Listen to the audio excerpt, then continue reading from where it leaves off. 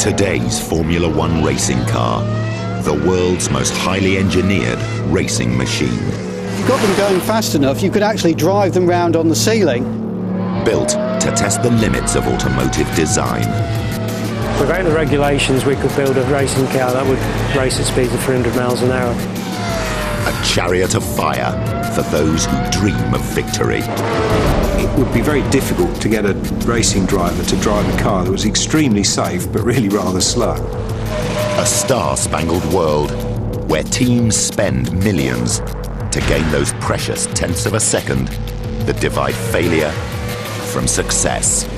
A perpetual quest to build the ultimate.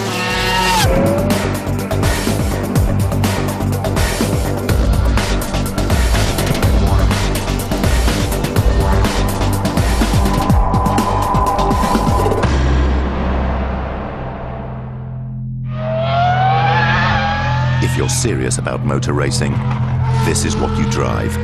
The 2004 Formula One car. With its driver, it weighs around 600 kilos. It can go from 0 to 100 in under 4 seconds and reach a top speed of over 200 miles per hour. It's the world's ultimate racing car. But how did such an awesome and beautiful machine evolve? How did we get here? The first Grand Prix was held at Le Mans in 1906. From the earliest days of the automobile, men wanted to race. By the 1950s, Maserati and Ferrari were building cars with 4.5-litre engines positioned in front of the driver.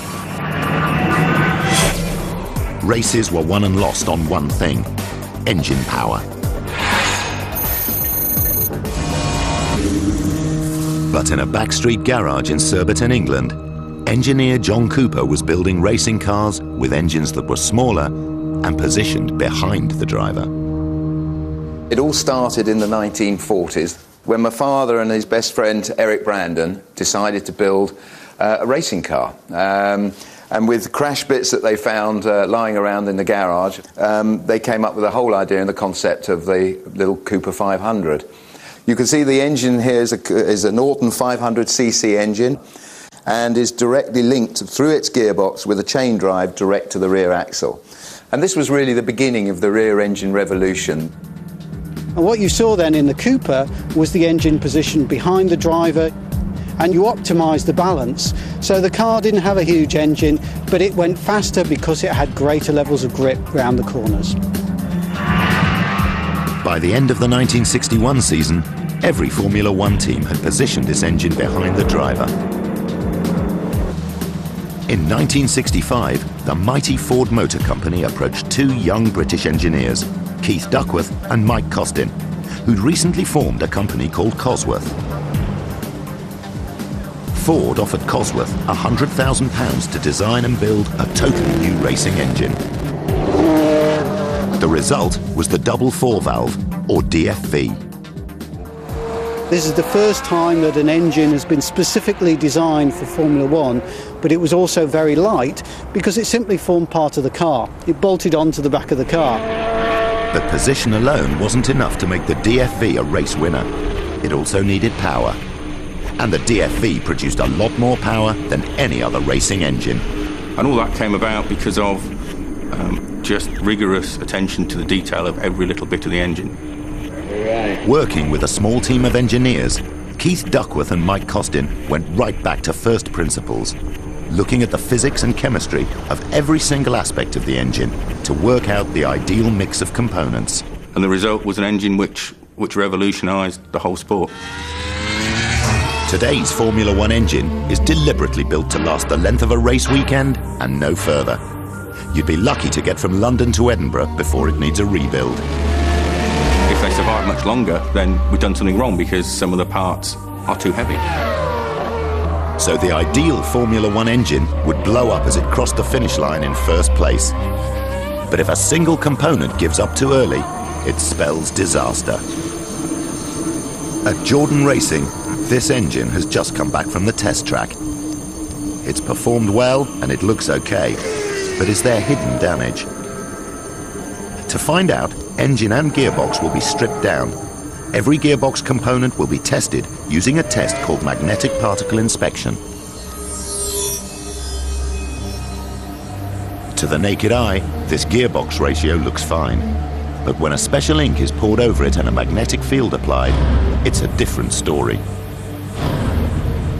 UV light reveals how the magnetic field has drawn the ink into a minute flaw in the metal.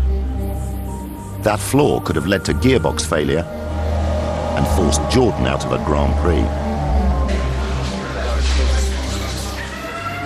A modern Formula One engine produces phenomenal performance. The 40-valve 3-litre V10 kicks out close to 900 horsepower and runs at a staggering 18,000 revolutions per minute. Ever greater engine power, a crucial component in the quest to build the ultimate racing machine.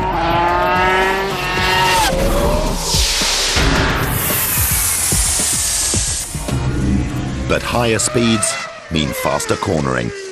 As the 1960s advanced, designers had to find new ways to keep the car on the track. For inspiration, they started to look at how planes fly. These are probably the most significant cars I've designed in my career. John Barnard, a legend in Formula One design. If you analyse a Formula One car today, the engine is probably 50% of the performance of the car. If we leave the driver aside, because the driver does make a difference, I mean, you still need your Michael Schumacher if you're going to be world champion.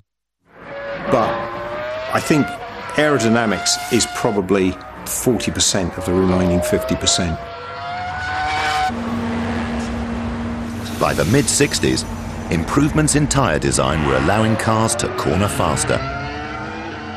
To keep the car on the track, engineers had the idea to harness airflow over the car to produce what became known as downforce.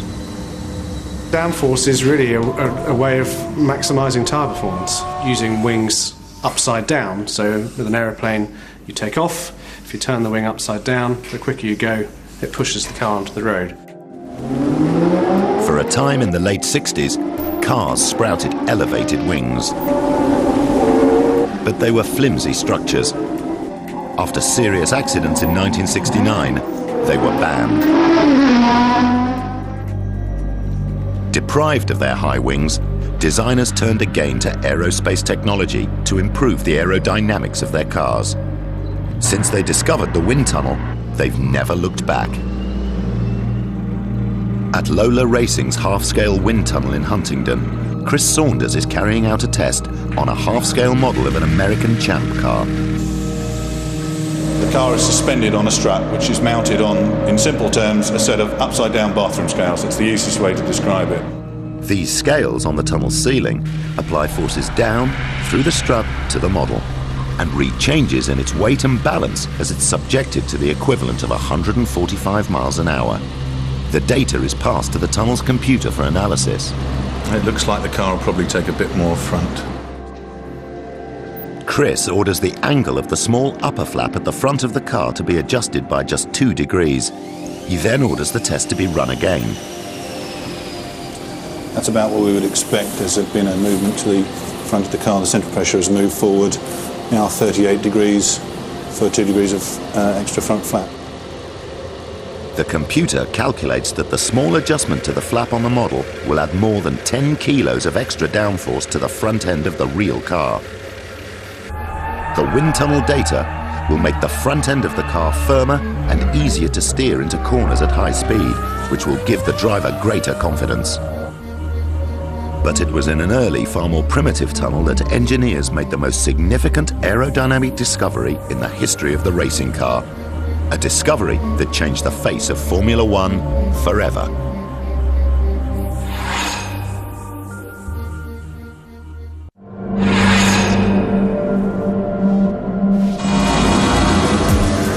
In 1970, Colin Chapman of Lotus launched the wedge-shaped Lotus 72. Aerodynamically ahead of anything else around, it won 20 Grand Prix and 3 World Constructors' Championships. Then, in 1976, using a wind tunnel, Lotus designer Peter Wright discovered underbody aerodynamics, a uniquely powerful way to generate downforce. He called the discovery ground effect. Ground effect is a simple theory. It works on the Venturi principle, which is that air flowing through a restriction has to speed up, and when it speeds up, the pressure drops. In 1978, Lotus won the World Championship with its ground effect car. The secret of its success was sculpted wings hidden beneath the car. A vital part was these sliding skirts, which actually ran along in contact with the track and moved up and down along with the bumps in the track, and effectively divided the high pressure area outside of the car from the low pressure area underneath. And that created a terrific amount of downforce. With the competition struggling to work out the dark secret of the 79's success, Lotus went on to win race after race. But Formula One's governing body was growing fearful that ground effect cars were simply too fast and too dangerous. The cornering effect that could have been generated by ground effect was enormous. It's no joke to say that drivers would have been needing G-suits. In 1982, ground effect cars were banned from Formula One. But a new generation of aerodynamicists has found other ways to generate downforce. When ground effect cars were banned, there was a sudden loss of downforce. At the time, I suppose most engineers didn't think we would ever get it back, but we've got it back, and we've increased the levels of downforce to levels unimaginable back in those days. They've done it by paying attention to every fine detail in wind tunnel testing. There's various aspects of this car. Each of them may only add up to 2 or 3 kilos of downforce, but when you've got 100 or 200 fine areas of detail added up, that's hundreds of kilos of downforce. Maximum downforce requires high pressure above the car or component and low pressure beneath. Red indicates high air pressure and blue low pressure, in this simulation by Advantage CFD.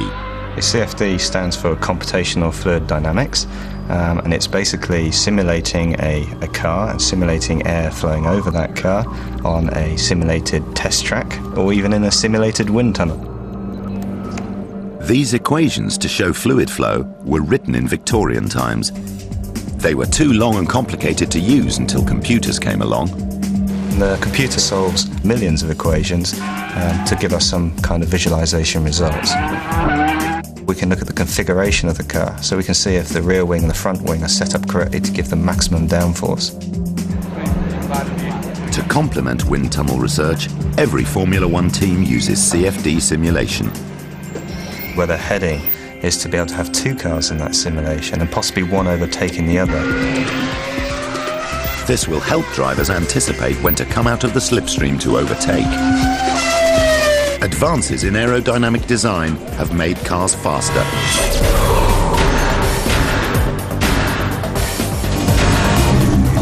But changes to the shape of the car have also obliged designers and engineers to look for new construction materials.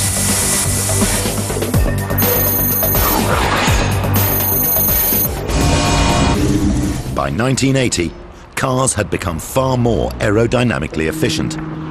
But to get good airflow low down, they'd also become narrower and less strong. So I started thinking, how do I get this strength back? I want it small, I want it narrow down there, but I don't want to give up strength. So then I started thinking, okay, maybe we have to change materials. Up to now, cars had been made of steel and aluminium. Visiting a British aerospace factory, Barnard saw engine panels being made of carbon fibre. It was enough to give me the idea that here was a material that had all the right answers. It was very light. You could make it very strong or very stiff, whatever you wanted, just by how you put together the carbon fibres. Returning to his office at McLaren, Barnard had a brilliant idea.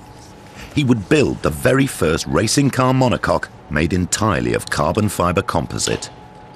And so I sat down and started working on the carbon fibre monocoque, which became the McLaren MP41.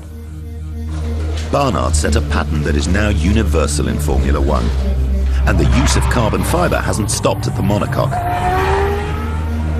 Excluding the engine, 80% of today's Formula One car is built of carbon. With carbon, you can vary the characteristics, which means that you can make very lightweight, very thin bodywork, or you can make enormously strong components like gearbox cases and suspension, so its adaptability is its key. There's another reason carbon fibre has taken over from steel and aluminium in the building of a Formula One car. This wishbone, which is part of the suspension system holding the wheel on, is from about 93, 94, handmade in steel, hand-welded. If we put that on the scale, we can see that we've got a shade over 1.3 kilos. If we now pick up a carbon fibre wishbone, like this, this would be circa about 2000, 2001, we can see that the fittings now are in titanium. The main part of the wishbone is in carbon, and if we put that on the scale, we've got a shade under 0.6 kilos, so that's about 40% of the weight of the original steel component. With around 3,000 components on a Formula One car, excluding the engine, the weight-saving benefits of carbon are huge. But when John Barnard launched the first ever car with a carbon fibre monocoque in 1981, people had doubts about how the new Wonder material would stand up in a high-speed crash. There were a lot of comments about, wait till it hits something, you'll just see a cloud of black dust. In fact, what happened in the first year of running the carbon fibre monocoque, John Watson, through a driver error, it must be said, went off the road in Monza, travelling at high speed, probably 170, 180 miles an hour, and completely lost it. Came back on the road, went across the track, and smashed into the Armco on the other side of the road. Now, the effect was that it actually ripped the engine off the back of the monocoque. And it was very dramatic because the oil tank cracked and some oil went on the exhaust and there was a flash fire and so on. And everybody went, oh my God, that's it. When all the dust settled, Watson just unbuckled his belts and stepped out of this carbon monocoque, which was completely intact and in fact had worked brilliantly as a safety cell. But John Barnard admits that driver safety was not uppermost in his mind when he built a car out of carbon. Driver safety, in terms of the design of the car, probably came somewhere down the list. As a designer, you're not going to be the only one to have a fantastically safe car and be the slowest one on the grid. Performance was number one. But striving for performance can sometimes lead to disaster. And in recent years, regulations have obliged designers to move safety steadily up the list. When you see a racing car crash, quite often you see what seem to be fairly large lumps come off the car. Now, the anomaly is that from a driver's point of view, most times that's a good thing. If when he hits, he rips his wheels off, A, he's taking energy out of the impact, and B, he's removing what could be a dangerous item in terms of damage to him. Ridding the car of dangerous items is a design priority. It's meant thinking outside the envelope to find new ways of constructing components. These pieces illustrate the process used in making a Formula One nose cone. We start here with this piece made from solid aluminium, pocketed out to remove some weight, still very heavy. From that we make a carbon mould, because this is what we want on the outside of the nose cone. We then make the outer skin, which is very thin, you can deflect this quite easily. Inside that outer skin, we fit lightweight aluminium honeycomb core, and eventually we end up with this. So if we look inside this nose cone, we can see, all we see is carbon skin, but in fact between there and there is a honeycomb core like that.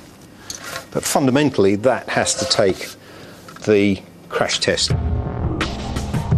When John Barnard built the first carbon fibre monocoque in the 1980s, he chose the new Wonder material because it was light and strong. But over the years, it's also shown itself to be remarkably safe. Because it crumples. And as it crumples, it absorbs energy. The objective in all these crash tests is to absorb energy, to break up all the little pieces of carbon. The nearer you can get to making your component into a pile of black dust, the more energy you've absorbed. That's the theory. But how does it work in practice? This is the JF14, the latest state-of-the-art Jordan car. But like every new Formula One car, it will have to pass a series of crash tests before it's allowed to race. So, how will it do? On the test rig, first the nose cone, then the side impact bars, and finally the rear crash structure are all impacted to simulate the huge forces the car would be subjected to in a high-speed crash. Its carbon fibre components have done their job.